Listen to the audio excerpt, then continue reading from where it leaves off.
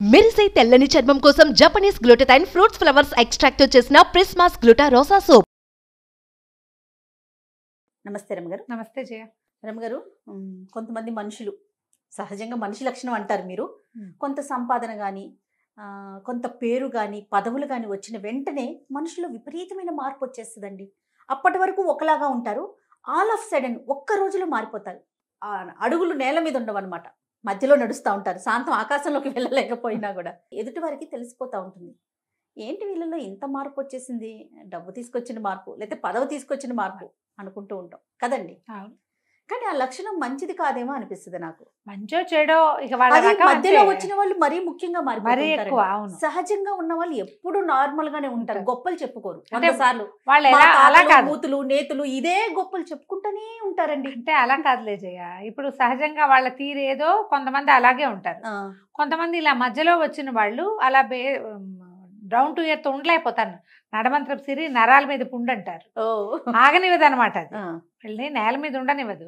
ఇక అంతే సంగతి. కొంతమంది తీరు చెప్పలేకపోతాం. అది మంచిగా చెడా అంటే దాని మీద డిస్కషన్ పెట్టలేం మనం. వాళ్ళ తరహా అది. కొంతమంది చూడు ఎంత వచ్చినా ఏమొచ్చినా కూడా ఇసిరేస్తారు రమ్మగారు. అది సరే, మంచో చెడో వదిలేద్దాం. వాళ్ళ మంచి వాళ్ళకే ఉంటుంది, వాళ్ళ చెడు వాళ్ళకే ఉంటుంది. కానీ మాట ఇసురు అనేది ఎదుటి వాళ్ళకి చాలా బాధ అనిపిస్తుంది, కాదంటారా? అవును, ఏదో వీటికి నడమంత్రం అనుకుంటారు. అంతే. వాడితో పని ఉన్నప్పుడు ఇంకేం చేయలేరుగా, చచ్చినట్టు వాడి దగ్గరే చెప్పలేకపోతాం కదా. దీని మీద ఒక మంచి కథ ఉంది, చెప్తాను జయ. మన పాతకాలపు గాథల్లో చాలా కథలు చూస్తాం మనం. సినిమాల్లో కూడా ఒక ముగ్గురు నలుగురు అన్నదమ్ములు ఉన్నారనుకో, ఒకడు చాలా మంచివాడు, ఒకడు చాలా తెలివైన వాడు అలా కనపడతారు. పెద్దవాడు చాలా మంచివాడు, మిగిలిన వాళ్ళంతా స్వార్థపరులు. లేదా పెద్దవాళ్ళంతా అదో రకంగా ఉంటారు, ఆఖరి వాడు చాలా బుద్ధిమంతుడుగా ఉంటాడు. వాడు బేసిక్ చెడ్డవాడిగా కనపడతాడు, కానీ చివరికి వాడు మంచివాడిగా టర్న్ అయ్యి కనపడతాడు. నువ్వు ఏ సినిమా కథలు తీసుకో ఇలాగే ఉంటాయి. పెద్దవి చిన్నవి సినిమాలు తేడా లేవు, పాతవి కొత్తవి కూడా. అలా ఉండకపోతే మనం యాక్సెప్ట్ చేయలేము, మనసుకు కూడా నచ్చదు. హ్యాపీ ఎండింగ్ ఉండాలి కదా మనకి. సాధారణంగా స్వార్థపరులు ఉన్న ఇంట్లో మంచి వాళ్ళు ఉండేందుకు అవకాశం లేదు. అందరూ అలానే ఉంటారంటారా? డెఫినెట్ గా. పై వాళ్ళంతా స్వార్థపరత్వం కాబట్టి చిన్నవాడు అదే కదా నేర్చుకుంటాడు జయ. అవునా కాదా? లక్షణాలు మారవంటారా? మారవు, అవన్నీ సినిమాటిక్, ఓన్లీ స్టోరీస్ లో ఉంటాయి అవి. వీళ్ళకు కూడా ఎంతో కొంత స్వార్థం ఖచ్చితంగా ఉంటుంది. పెద్దవాళ్ళందరూ మంచివాళ్ళు అనుకో, చిన్న పొన్న స్వార్థపరత్వాలున్నా కొంత మంచితనం అలవాటు అవుతుంది. చూడు, అలవాటు అవుతుంది. ఆ అలవాటు ప్రకారం మంచితనం ఉంటుంది. ఓకే. ఈ స్వార్థపరత్వాలు, చెడ్డతనాలు, సొంతం చూసుకోవటాలు, సెల్ఫిష్ గా ఉండటాలు, బేసిక్ థింగ్స్ అవి ఇళ్లలో ఉన్నాయి అంటే పిల్లలకి వచ్చేస్తాయి ఆటోమేటిక్ గా. చాలా కష్టం అవి పోగొట్టుకోవాలని కూడా అనుకోరు. ఇది చెడ్డది, ఇది పోగొట్టుకోవాలని భావించరు కూడా. వాళ్ళకి క్యాజువల్ గా ఉంటుందేమో. క్యాజువల్ గా ఉంటుంది. పూర్వం అంటే ఒక పల్లెటూరులో ముగ్గురు అన్నదమ్ములు ఉండేవారు. వాడు సూర్యవర్ధనుడు, చంద్రవర్ధనుడు, బాలవర్ధనుడు. సూర్యుడు, చంద్రుడు, బాలుడు అని పిలుచుకునేవాడు. అయితే వీళ్ళకి ఏమి ఆస్తి స్వాస్తి ఏం లేదు. అమ్మా నాన్న చిన్నప్పుడే పోయారు. ఒక పెద్ద మామిడి చెట్టు ఉండేదట. అది శాఖోపశాఖలుగా అన్ని పక్కలకి వెళ్ళిపోయి ఉండేది. అయితే వీళ్ళు ఏం చేశారట, కొంచెం పెద్దవాళ్ళు అయ్యాక, అంతకుముందు నాన్న ఉండగా ఏదో పెంచి పోషించేవాడు, చిన్న పనులకు వెళ్ళేవాళ్ళు. సీజన్లో కొంచెం మార్చి మన ఏప్రిల్ ఫిబ్రవరి నుంచి మామిడి చెట్టు విపరీతంగా కాసేదట. కొమ్మల్ని పంచుకున్నారు. ఈ వైపు కొమ్మలు నీవి, ఈ వైపు కొమ్మలు నావి, ఆ వైపు కొమ్మలు వాడివి అని. ఇద్దరు ఒకవైపు కాయలు కోసి పట్టుకెళ్ళి అమ్మకానికి వెళ్తారు. ఒకటి చెట్టు కాపలాగాయలు, ఎవరు చెట్టు కాయలు కోసేయకుండా. ఎండాకాలం అంతా చెట్టుకి అది సంవత్సరం అంతా పోషణ చేసి, ఎండాకాలం అంతా కాసిన కాయలు పళ్ళు అమ్ముకునేవాళ్ళు. ఆ డబ్బులు జాగ్రత్త పెట్టుకుని ఏడాదంతా గడుపుకునేవాళ్ళు అనమాట. రోజుకు ఒకటి చొప్పున ఇంటి చెట్టుకి కాపలా ఉండేవాళ్ళు. ముందు చిన్నవాళ్ళు ఇద్దరు పళ్ళు తీసుకెళ్లారు, పెద్దవాడు కాపలా కాస్తుంటే ఒక ఆయన ముసలైన కొంచెం సాధువు ఫకీర్ లాగా ఉన్నాడు. ఆయన వచ్చి, బాబు ఎండకి చాలా ఆకలిస్తుందిరా నాయన, ఇక్కడెక్కడ నీళ్ళు లేదు, చెట్టు కింద కూర్చుంటానంటే కూర్చోమన్నాడు. ఏదో పొంతలో నీళ్ళు ఉంటే కాసిన నీళ్ళు ఇచ్చాడు. చాలా ఆకలిగా ఉందంటే ఏమన్నాడు, ఈ 2 కొమ్మలు మా తమ్ముళ్ళవి, నేను నా కొమ్మ నుంచి కోసిస్తానని తన వైపు నుంచి 4 కొంచెం దోరగా పండినవి, కొంచెం ఆకుపచ్చ నుంచి పసుపు తిరుగుతున్న కాయలు ఉన్నాయి, ఇంకా పచ్చబడలేదు పూర్తిగా, అవి కోసి కత్తి పెట్టి ముక్కలు తరిగి చేతిలో పెట్టాడు. ఆ పండువాకు వచ్చిన ముక్కలు తిని ముసలాయన మంచినీళ్ళు తాగి 1 గంట పడుకుని లేచి వెళ్ళాడు. రెండో రోజు రెండో వాడి వంతు చెట్టు కాపల. రెండో రోజు కూడా ముసలాయన వచ్చాడు. మళ్ళా యథాప్రకారం మంచినీళ్ళు తాగాడు. అబ్బాయి 4 పళ్ళు కోసిస్తే తిన్నాడు. మూడో రోజు ఆఖరివాడి వంతు. ఆఖరివాడు కూడా పళ్ళు కోసిచ్చాడు. కూర్చో తాత, సాయంత్రం మా అన్నయ్య వాళ్ళు వస్తారు, బియ్యం అవి తెస్తారు, మేము అన్నం వండుకుంటాం, అన్నం కూడా తిని వెళ్దుగానే అని పిలిచాడు. ఆయన అన్నాడు, ఒరే మీ అన్నయ్య వాళ్ళిద్దరిని రాని నేను చెప్తాను అన్నాడు. అన్నయ్య వాళ్ళిద్దరు వచ్చాక వాళ్ళతో పాటు అన్నం తిని ఏమన్నాడు, మీరు వాళ్ళు మంచి వాళ్ళరా, మీకున్న కాస్తలోనే వచ్చిన వాడికి ఏదైనా పెట్టాలని అనుకుంటున్నారు, మీకు ఏదైనా మేలు చేస్తాను, నాతో పాటు రండి అని ముగ్గురిని వెంబడబెట్టు తీసుకెళ్ళాడు. ఓకే. అట్లా నడుచుకుంటూ నడుచుకుంటూ నడుచుకుంటూ నడుచుకుంటూ పోయారు. ఎక్కడికో నడిచారు. నడుచుకుంటూ వెళ్తుంటే ఒక ఏరు అడ్డం వచ్చిందట. నది, అది ఎక్కడదో ఇటు పక్కకి వస్తుంది. నది దగ్గరికి వచ్చేసరికల్లా పెద్దవాడి కళ్ళు అట్లా నదిలోకే చూస్తున్నాడు.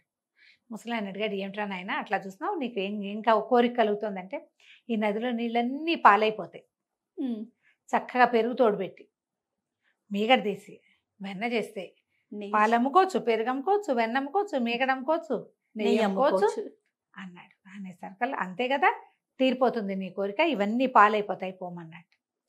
ఈ వైపుకి పారే ముక్కంతా పాలేట. ఇంకా ఈ చిన్న వాళ్ళిద్దరిని వెంబడి పెట్టుకుని ముసలాయన ఇంకా ముందుకు తీసుకుపోయాడు. ముందుకు తీసుకెళ్తే ఒక పెద్ద మైదానం వచ్చిందట. మైదానం నిండా పావురాలే అని. ఇప్పుడు మనం కొన్ని చోట్ల చూస్తాం, పావురాలన్నీ వాళ్ళ నేల మీద పొడుచుకొని తింటూ ఉంటాయి. అవునవును. ఆ పావురాలను చూసేసరికి ఆగిపోయాడట రెండో అబ్బాయి. ముసలాయన అడిగాడు, ఏం ఐడియా వచ్చింది నీకంటే, ఈ పావురాలన్నీ గొర్రెలు అయిపోతాయి, ఇన్ని వేల పావురాలు ఉన్నాయి, ఇన్ని వేల గొర్రెలు అయితే చక్కగా ఉన్ని వ్యాపారం చేసుకోవచ్చు, గొర్రెలు కాసుకోవచ్చు, గొర్రెలు అమ్మితే కూడా లాభం వస్తుంది, అట్లాంటి కోరికలు ఎట్లా తీరుతాయి తాత అంటే, ఎందుకు తీరవరా, పో నీకు ఇవన్నీ గొర్రెలు చేసిస్తాను అన్నాడు. మొత్తం గొర్రెలు అయిపోయింది. గొర్రెలు అయిపోతే సరే మూడో వాడిని వెంబడి పెట్టుకుని ముసలాయన నడవటం మొదలుపెట్టాడు. వెళ్తూ వెళ్తూ వెళ్తూ వెళ్తూ ఉన్నారు. వాడు దేన్ని చూసి ఉద్రేక పట్టల్లా ఉత్సాహ పట్టల్లా కుర్రాడు.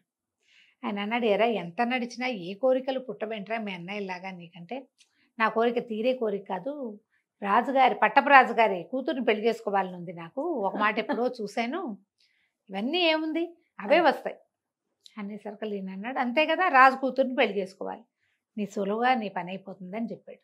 అక్కడి నుంచి ఈయన అన్నాడు, పద నిన్ను రాజుగారి దగ్గర తీసుకెళ్తానని రాజుగారి దగ్గరికి ఈ కుర్రాన్ని వెంబడి పెట్టు తీసుకెళ్ళాడు. మీ పిల్లని వీడికి ఇచ్చి పెళ్లి చేయండి అని చెప్పడానికి. అయితే అక్కడ ఆల్రెడీ ఇద్దరు పెళ్లి కొడుకులు సిద్ధంగా ఉన్నారు. రాకుమారిని పెళ్లి చేసుకోవడానికి వచ్చింది వాళ్ళు.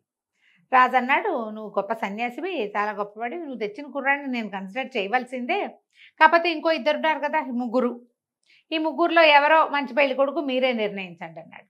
ఈయన అన్నాడు, సరే అమ్మాయికి ఒకసారి చూపిద్దాం ముందు. వీళ్ళ ముగ్గురు నేను చూపించారు. చూపించాక 3 గులాబీ మొక్కలు తెప్పించాను. 3 మీద ముగ్గురు పేర్లు రాద్దాం, చెట్టుకు చీటీ కడదాం, దానికి పేరు ఉంటుంది. ఆ చెట్లని రాకుమారితోటి పాతి పెట్టించండి. రేపు ఉదయం ఏ చెట్టు పువ్వు పూస్తుందో వాడికి ఈ అమ్మాయి నుంచి పెళ్లి చేయాలి, అప్పుడు అమ్మాయి జీవితం బాగుంటుంది. రాజుగారికి ఏంటంటే తనకంటే పెద్దవాడికి పెళ్లి చేసే ఉద్దేశం లేదు, కూతుర్ని ఇవ్వడం ఇష్టం లేదు, ఎవరో ఒకడు కొంచెం యోగ్యుడైన వాడికి ఇచ్చి రాజ్యానికి రాజు అవుతాడు వాడు. ఓకే. సరే ఏమైంది, 3 గులాబీ చెట్లు తెప్పించారు. రాజకుమారితోటి ముగ్గురు పేర్లు రాయించి కట్టించారు. తర్వాత గొప్పలు తవ్వి రాజకుమారితోటి మొక్కలు నాటిపించారు. తెల్లవారేసరికల్లా ఈ సన్యాసి గారి మహత్యంతో ఈ బాలవర్ధనుడు ఉన్నాడు కదా, అతను పేరు రాసున్న చెట్టుకి గులాబీ పువ్వు పూస్తుంది. రాజుగారు ఒప్పుకున్నాడు. ఒప్పుకొని బాలవర్ధనుడికి ఇచ్చి పెళ్లి చేశారు. అయితే ఆ రాజ్యంలో రూల్ ఏంటంటే, ఇట్లా కొత్తగా పెళ్ళయి రేపొద్దున రాజ్యానికి రావాల్సిన వాళ్ళు 5 సంవత్సరాలు అడవిలో బతకాలి. ఒక ఇల్లు కట్టించి ఇస్తారు. కందమూలాలు తవ్వుకుంటూ అడవిలో జంతువులను వేటాడుకుంటూ ఏదైనా చేసుకుంటే వ్యవసాయాన్ని ఓపిక కొద్దీ చేసుకోవచ్చు. రాజకుమారుడు రాజకుమార్తె వాళ్ళిద్దరే ఉండాలి, అదే భార్యాభర్త. వీళ్ళని అడవికి పంపేశారు పెళ్ళైన 16వ రోజున. సరే కొంతకాలం గడిచిన తర్వాత ఈ ముసలాయన ఏం చేశాడు, ఈ ఫకీర్ గారు మా పెద్దవాడి దగ్గరికి వెళ్ళాడు. అక్కడ మంచి బ్రహ్మాండంగా ఉంది బిజినెస్, మామూలుగా లేదు వ్యవహారం. పాలు కాచేవాళ్ళు కాస్తున్నారు, తోళ్ళు పెట్టేవాళ్ళు పెడుతున్నారు, మజ్జిగలు జిలికేవాళ్ళు, వెన్నలు తీసేవాళ్ళు, నెయ్యి కాగబెట్టేవాళ్ళు, ఆ నేతిని డబ్బాల్లో పోసి అమ్మేవాళ్ళు, బోల్డని బళ్ళు. వ్యవహారం ఎంత డబ్బు వచ్చిందో అంత డబ్బే అక్కడ. ఈ వస్తువులన్నిటితో పాటు పాలు బై ప్రోడక్ట్స్తో పాటు డబ్బు. సరే నేం చేశాడు, అందరినీ పలకరించుకుంటూ పోయి ఆ పెద్దవాడైనటువంటి సూర్యవర్ధనుడిని, ఏరా నాయనా బాగున్నావా ఏమిటి అనేసరికల్లా, ఓ బ్రహ్మాండంగా ఉన్నాను, చాలా బిజీగా ఉన్నాను, ఇప్పుడు నీతో మాట్లాడలేను అన్నాడు. నా మాతో మాట్లాడదురా, 4 చెంబులు మజ్జిగ ఇప్పించు, చిక్కటిది మజ్జిగ తాగాలని ఉందన్నాడు. అనేసరికల్లా వీడన్నాడు, మజ్జిగ ఎక్కడ ఉంటుంది, ఏముండదు, అంతా బయటికి వెళ్ళిపోతుంది, మజ్జిగ అంతా బయటికి వెళ్ళిపోతుంది, పైగా చిక్కటి మజ్జిగ అసలు దొరకదు, ఇప్పుడు చేయి ఖాళీ లేదు, నువ్వు పైకి వెళ్ళిరా, ఖాళీయే లేదు మాకు అనేసరికి ఈయన అన్నాడు, అదేమిటి ఈ పాలది ఎక్కడి నుంచి వచ్చింది? అతనే కదా ఇప్పించింది. నువ్వు అంత ఆగలేని తనం వచ్చిందా నీకు అంటే, ఇందులో ఆగలేని తనం ఏముంది, మజ్జిగ ముంతలతోటి తీసి ఇక్కడ పెట్టాం, కుండలతోటి చేస్తాం, కుండ బయటికి వెళ్ళిపోతుంది అమ్మకానికి. మజ్జిగ చేస్తారు, వెన్న తీసేస్తారు, మజ్జిగ అమ్మకానికి వెళ్ళిపోతుంది. నీకోసం ఒక చిన్నగిన్నెడు యువతలు పెడితే అప్పుడు ఏదైనా 4 ముంతలు ఇవ్వగలను, నా వల్ల కాదు, అవన్నీ ఇవ్వలేను నేను, నాకు పైగా చేయి ఖాళీ లేదు, నువ్వు వెళ్ళిరామనగానే ముసలాయన అన్నాడు, నీకు ఆగలేని తనం వచ్చేసిందిరా, నువ్వు హాయిగా నువ్వు మామిడి చెట్టు కాపలా కాసుకుని కాయలు కోసుకునే రోజుల్లోనే మంచివాడివిగా ఉన్నావు, నువ్వు అక్కడికే వెళ్ళిపోని కమండలం నుంచి నీళ్లు తీసి చల్లాడు. చల్లంగానే పాలు లేవు, పాలకడలి లేదు, మజ్జిగ లేదు, కుండలు లేవు, మనుషులు లేరు, ఏమీ లేదు, సమస్తం వెనక్కి వెళ్ళిపోయింది. మామిడి చెట్టు దగ్గర ప్రత్యక్షం అయిపోయాడు పెద్దవాడు. అయిపోయింది. ఈయన రెండో వాడి దగ్గరికి నడిచి వెళ్ళాడు. వెళ్ళేసరికి రెండో వాడు చాలా ఉత్సాహంగా ఉన్నాడు. గొర్రెలు మామూలుగా ఎడారి నిండా ఉన్నాయి కదా, ఆ మైదానం నిండా దానికి త్రిబులైనాయి. గొర్రెలు ఊరుకుంటాయి ఏమంటే, ఏడాదికో 2 ఏళ్ళకో పిల్లల్ని పెట్టవు, ఎన్ని గొర్రెలో. మంచి ఉన్ని తీసేవాళ్ళు, నేసేవాళ్ళు, కంబళ్ళు నేస్తున్నారు అక్కడ. కంబళ్ళు నేసి పై దేశాలకు కూడా పంపిస్తున్నట్టు వాడు. పంపిస్తుంటే ఈయన వెళ్ళి, ఒరే చలికి ఆగలేకపోతున్నాను నాయన, ఒక కంబళి ఇప్పించు నాకు అని అడిగాడు. అడిగేసరికల్లా ఇతను అన్నాడు, కంబళి కాదు, చిన్న ముక్క కూడా ఇవ్వలేను, ఎందుకంటే ఇవన్నీ బయటికి వెళ్ళిపోయేవి, ఇందులో నుంచి ఒకటి తీస్తే లెక్క తగ్గిపోతుంది, 100 ఇస్తామన్నావు, 100 ఒకటి తీసామనుకో 99 అవుతుంది, కాబట్టి ఇప్పుడు ఏం కుదరదు, రేపో మాపో కనపడు, కొంచెం గొర్రెబొచ్చు ఇప్పిస్తా, ఎక్కడే నేర్చుకోను, మా దగ్గర కుదరదు, మాదంతా ఎక్స్పోర్ట్ క్వాలిటీ, చిన్న పనులు చెయ్యం మేమన్నాడు. పాత కంబళి ముక్క కూడా ఇవ్వలే ఆయనకి. ఇవ్వకపోయేసరికల్లా ఏం చెప్పాడు, సరే నువ్వు కూడా అలాంటి వాడివే, మీరు మామిడి చెట్టు కాపలాకే పనికొస్తారు, అక్కడ ఉండగా మీకు దాన గుణం ఉంది, మీకున్న కాస్తలో పెట్టే గుణం ఉంది, ఇప్పుడు ఎంత వచ్చినా పెట్టే గుణం లేదు, నీకు మనుషులతో పాటు పెరగవలసింది ఏమిటి, పెట్టు గుణం, అంతేగా, అది పెరగాలి, నీకు పెరగలేదు, నువ్వు వెనక్కి వెళ్ళిపోమని మొత్తం నీళ్ళు చల్లాడు. ఆ మొత్తం గొర్రెలన్నీ మంత్రజలం తగలంగానే పౌరాలు అయిపోయినాయి, ఎక్స్పోర్టు లేదు, ఇంపోర్టు లేదు. ఇంకా రెండో వాడు పోయాడు. ఈయన మూడో వాడి దగ్గరికి వెళ్ళాడు. వీళ్ళు ఒక చిన్న సరస్సు తీరంలో ఒక గుడిసె లాంటిది కాస్త పెద్దదే వేసుకుని భార్యాభర్త ఉంటున్నారు. వీళ్ళని చూడంగానే వాళ్ళు ఏం చేస్తున్నారు, కందమూలాలు దుంపలు తవ్వుకుని ఉడకబెట్టుకుంటారు, కొద్దిగా ఊసబియ్యం అవి దొరుకుతాయి అడవిలో, ఏదో కొంచెం వండుకుంటారు, రకరకాలు చేసుకోలేరు, పనివాళ్ళు గినివాళ్ళు లేరు. ఈ ఫకీరు ఈయన వృద్ధుడు వచ్చేసరికల్లా, వచ్చావా తాత, ఎంతకాలం అయింది నిన్ను చూసని ఆ కుర్రాడు బాలవర్ధనుడు ఎదురొచ్చాడు.